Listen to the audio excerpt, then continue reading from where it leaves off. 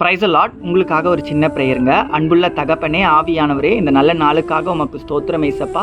இந்த நல்ல நாளில் கூட பார்த்து கொண்டிருக்க பிள்ளைகளுக்காக ஜெபிக்கிறேன். இவங்க வாழ்க்கைக்காக ஜெபிக்கிறேன் ஏசப்பா. இந்த பிறந்தநாள் திருநாள் கொண்டாடுற எல்லா பிள்ளைகளையும் ஆசீர்வதிங்க. நன்மைக்கு எதுவான காரியங்கள் உங்கள் வாழ்க்கையில் செய்யுங்க ஏசப்பா.